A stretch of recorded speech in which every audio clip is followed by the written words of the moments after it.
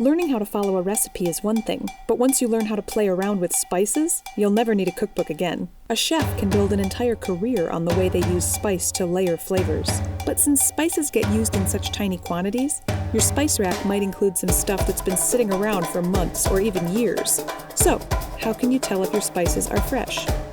We'll give you the bad news first. Your spices are not fresh. Because of the way the international spice trade operates, they might even be a couple years old by the time they land in your grocery cart. Spice producers have no incentive to grow, forage, or harvest their products quickly, because at harvest time, the market is flooded with new product, lowering prices across the board. Producers and distributors will therefore sit on the spices for a while before selling them, in order to hold out for slightly higher profit margins. Once these spices make it to your pantry, they tend to remain on the shelf for several more months, compounding the problem. But just because the spices aren't strictly fresh doesn't mean they can't enhance your cooking. You just need to check and make sure that they're not so stale that they're going to impart bitter or off flavors into your dish.